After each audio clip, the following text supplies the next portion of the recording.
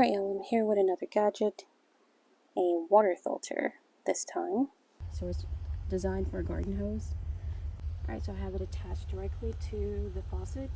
It came with this little short extender hose that I recommended using, so I'm using it, which made it so that my connectors are basically on the ground.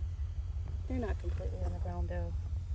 My grass is tall because I haven't had my yard mowed because that damages the lawn. So I'm going to put my unfiltered outdoor faucet water in this cut glass.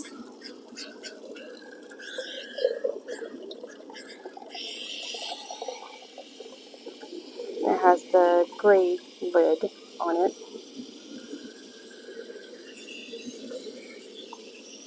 Sure, that's that. I'm going to put this back on here. Alright, and then I'm going to take this off so I can get a water sample directly from the filter instead of the hose. I have this glass with the red lid. It's going to be used for the sample. Whoa, that was quick.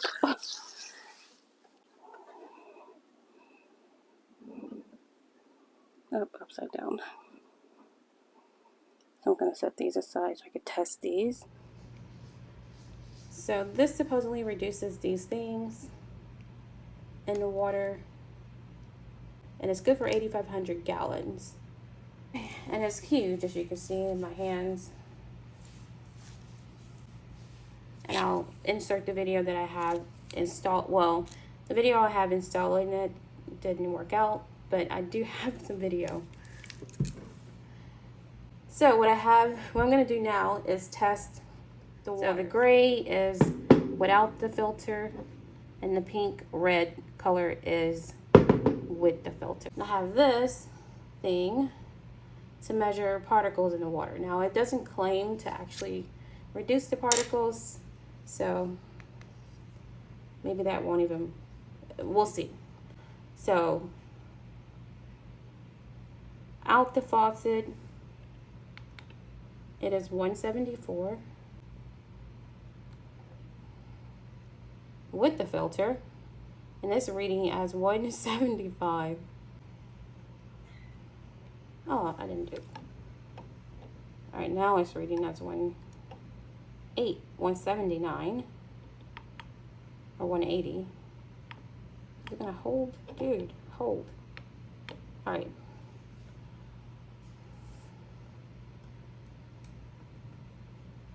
All right, so this is with the filter. So it didn't claim to reduce the particles. It didn't say it was gonna add particles, but it makes sense. All right, so I also have these strips for testing drinking water. And so let's see what they test for. Let me see. Here it is. This is what this tests for, these strips. So water hardness, chlorine, pH, then all of these minerals and metals. All right, it comes with 125 test strips. And you look like this. I'm gonna take these out. I'm gonna have to compare these to this bottle, I think. Yeah. So I don't have like the chart that you lay down. So let me sit down. So I'm standing up. All right, so let me see. Let me read the directions. So I'm gonna put it in there for 2 seconds, then remove it. I'm not gonna shake it, and then wait this amount of time for the readings. So first one is gonna be the unfiltered water. So on the left side, which is the one that had the gray lid.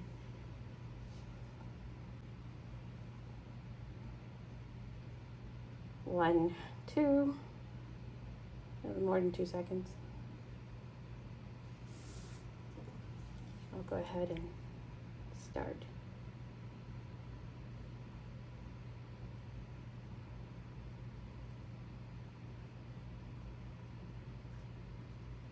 Am I upside down? I am upside down.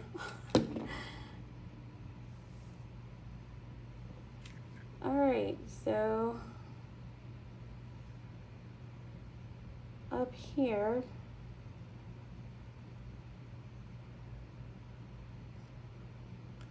the first two look like zeros. Hardness is on the lower end.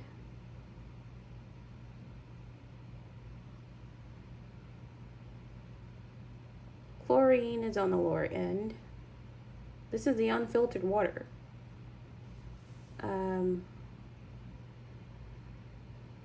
Total chlorine is green, so it looks closer to a 1 or a 3. And then these other things, I don't know what they are. Iron is a 2. Lead is, I seem kind of high.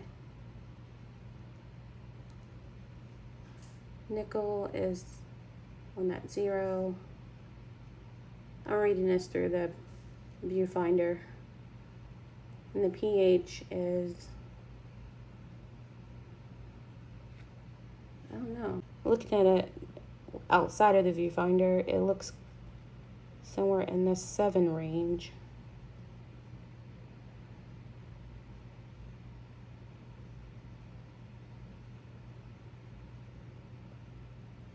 All right, so I'm gonna put that here. And here's the second strip. I'm gonna stick that in the filtered water for 2 seconds. 1 and 2. And remember, it's upside down, so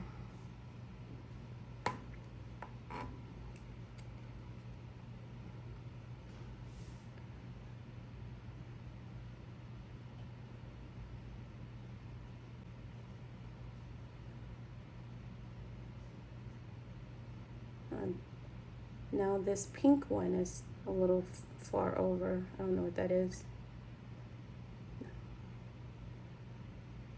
I guess the lead is now 0.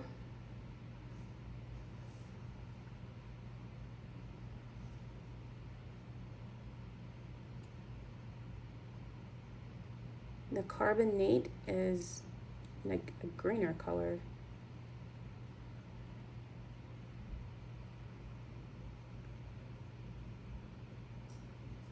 So is the second one.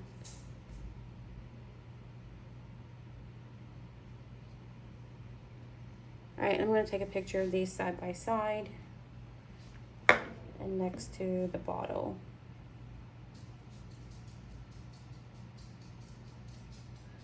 So it is different the second time. All right, so I'm going to stop the video. I hope this was recording. All right, so I want to do one final test strip for both samples of water from the outdoor faucet without a filter and then from the outdoor faucet with the filter.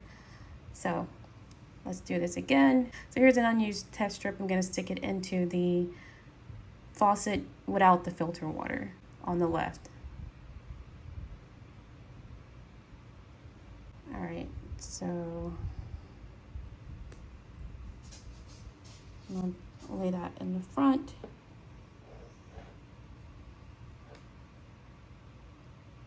So here's an empty one, and I'm going to put that in the faucet with the filter water.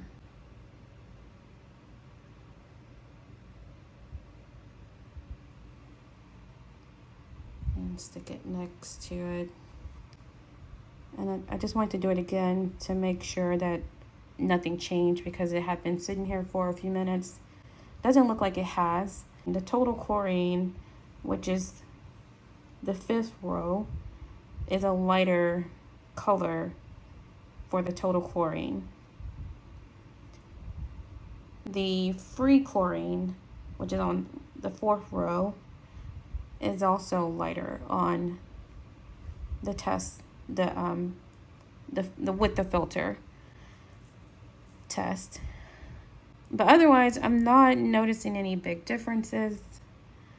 I'm thinking, especially with the pH, that looks about the same. I really can't figure out what that is because those colors are very close. So it's definitely not a 9 or an 8. It's in that middle area, I think.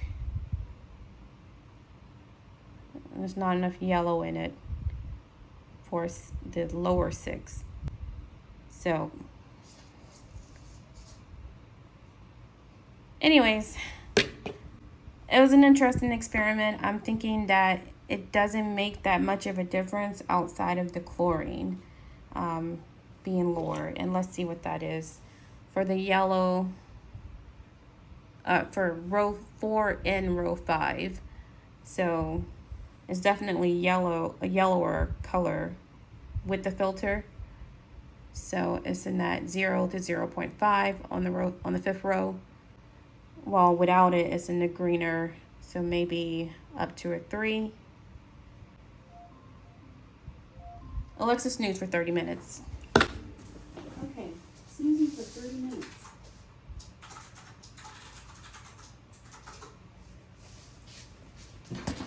Anyway, my lunch break is over.